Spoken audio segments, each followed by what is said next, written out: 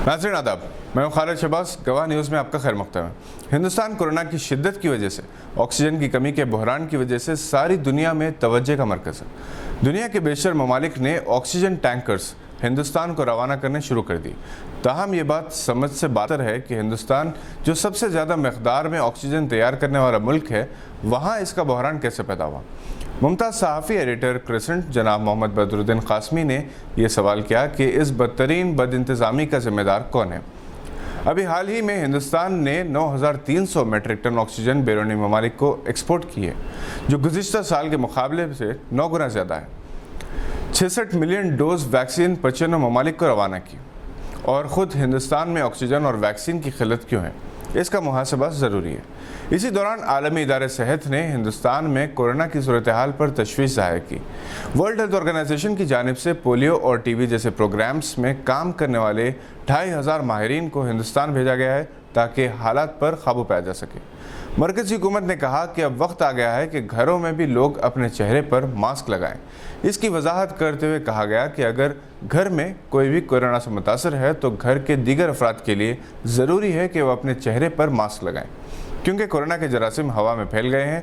ये और बात है कि ये जरासीम ज़्यादा फासले तय नहीं कर सकते। अलबत्ता अगर कोई शख्स छींके या खांसे तो जरासीम दीवारों पर अपनी जगह बना लेते हैं, इसलिए मास्क ज़रूरी है। मुल्क भर में 2 मई के बाद लॉकडाउन का इम्कान है। तेलंगाना में लॉकडाउन से मुताल्लिक़ फ़ैसला 29 अप्रैल को चीफ मिनिस्टर के इजलास के बाद किया जाएगा।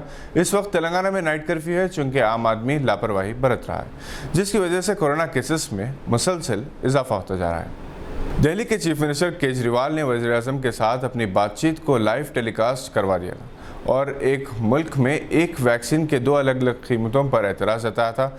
चूँकि चारों तरफ से मरकज़ी हुकूमत पर कड़ी तनकीद हो रही है, लिहाजा मरकज़ी हुकूमत ने वैक्सीन तैयार करने वाली फार्मास्यूटिकल कंपनीज जैसे सीरम इंस्टीट्यूट ऑफ इंडिया और भारत बायोटेक को हिदायत दी कि वो वैक्सीन की कीमत पर नज़रसानी करें।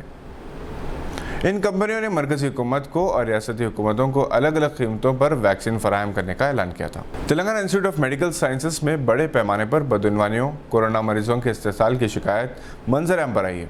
कोरोना मरीजों से ऑनलाइन रकम वसूल की जा रही है। नर्सेज नब्ज देखने के लिए 2-2 हज़ार रुपये वसूल कर रहे हैं। मरीजों के साथ रहने वालों से अलहदा रकम वसूल की जा रही है। इस हॉस्पिटल की एम्बुलेंस एक मकाम से दूसरे मकाम को मरीज़ या डेड बॉडी मुंतकिल करने के लिए 12 तक 15 हज़ार रुपये वसूल कर रहे हैं। हैदराबाद की एक कसीरुल इशाअत अंग्रेज़ी अखबार में इस खबर की इशाअत के बाद इम्कान है कि हॉस्पिटल इंतज़ामिया के ख़िलाफ़ कार्रवाई की जाएगी। अमेरिका में मुक़ीम माहिर नफ्सियात डॉक्टर मोहम्मद खुतबुद्दीन ने कोविड-19 की पहली और दूसरी लहर से इबरत हासिल करने की तलक़ीन की। इन्होंने कहा कि अल्लाह रब्बुल इज़्ज़त की शान किबरियाई है कि इसने एक मच्छर से भी कई बिलियन गुना छोटे जरासीम के ज़रिए इंसान को इसकी औक़ात असलियत दिखा दी। ख़ुद को दुनिया के बेहतरीन दिमाग, दौलतमंद, इक़्तिदार के नशे में चूर इंसान सब कुछ होते हुए भी कुदरत के आगे बेबस और इसके मोहताज है।